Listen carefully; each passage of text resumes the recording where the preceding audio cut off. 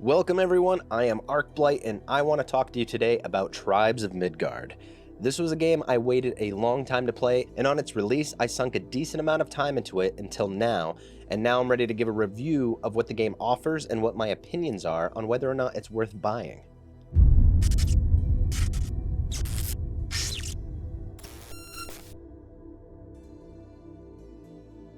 Released on July 27, 2021, Tribes of Midgard is an action survival RPG allowing up to 10 players to team up and fight against giants who are trying to destroy your village, or more specifically, your seed of Yggdrasil, which is a tree resting in the center of your village.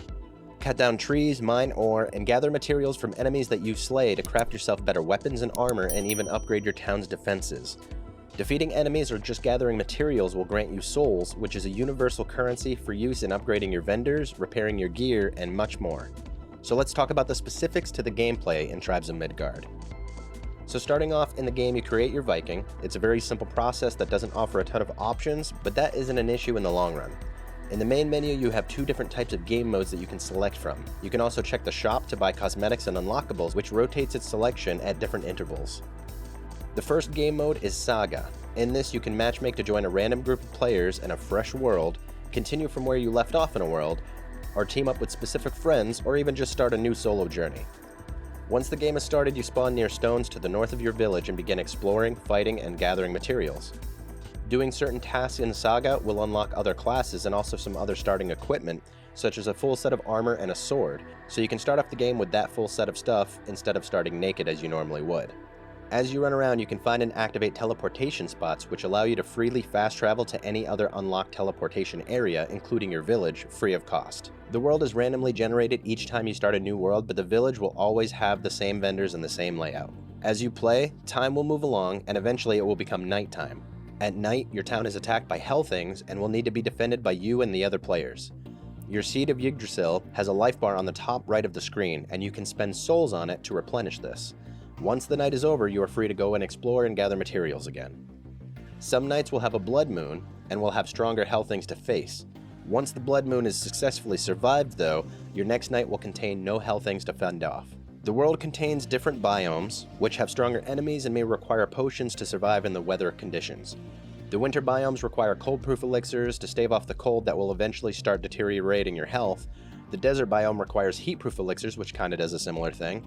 And the forests and the land of pools require nothing, though the land of pools contains stronger enemies than the forest biomes. The land of pools also offers lightning materials for crafting. Speaking of crafting, in the village you have 4 vendors who can be leveled up using the souls that you've collected. One vendor handles making better tools and also crafting ramps, walls, and floors for use out in the open world. You can use these to build ramps up to a higher elevation and so on. She also allows you to convert crafting materials into other types of materials, which is extremely important for building your village's defenses and also for constructing your quarry, farm, and logging areas. These produce materials over time that are dropped into your village war chest, which is a shared chest that all players can pool resources from when they're crafting. It's usually best to drop all of your materials in here to help out other players, and hopefully they'll do the same for you. Another vendor handles crafting of health potions and also the important cold-proof and heat-proof elixirs. He can also craft repair potions and many more potions when leveled up.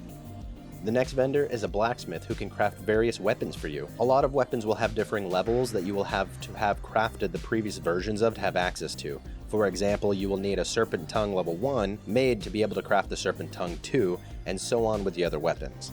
Some weapons even have a golden horn cost to craft them, so think carefully with these since golden horns are used to buy cosmetics from the main menu store. Leveling this vendor up will also give you access to more powerful weapons, and getting some achievements will unlock other weapons that you're able to craft as well. The last vendor is the armorsmith who makes various pieces. You can craft helmets, gloves, chest pieces, pants, and boots here as well as shields. The same goes for this vendor, that leveling her up will grant access to better gear and that some legendary gear will still cost golden horns to make.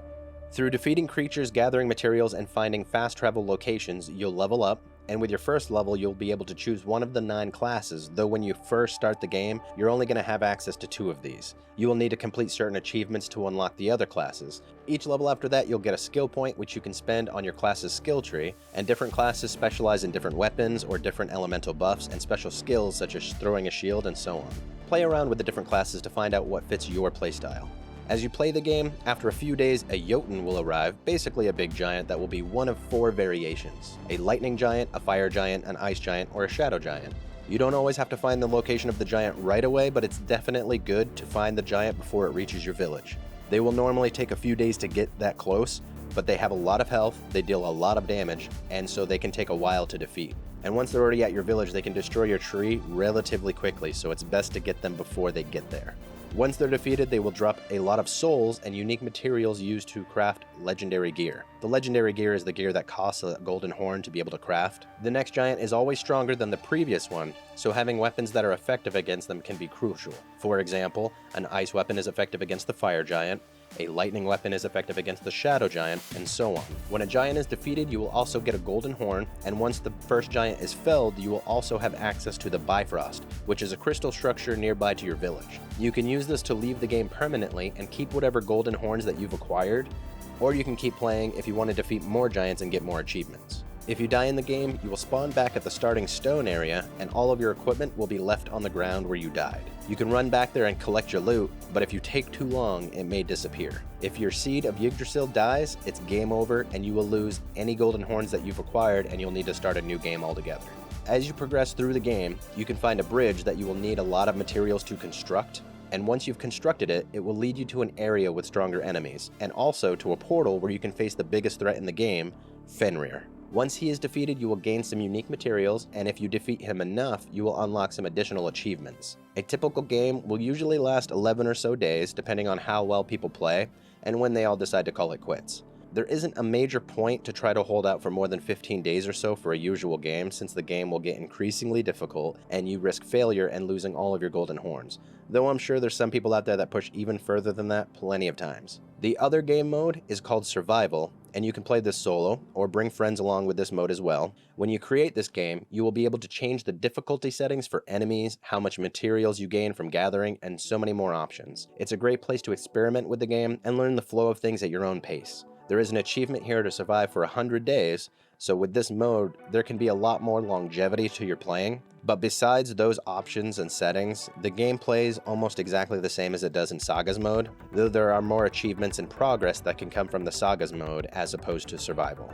So those are the basics of Tribes of Midgard, and I know I missed out on a lot of details and specifics, but I wanted to leave those experiences for new players to learn and enjoy themselves. Now, I want to talk about my overall opinion on Tribes of Midgard.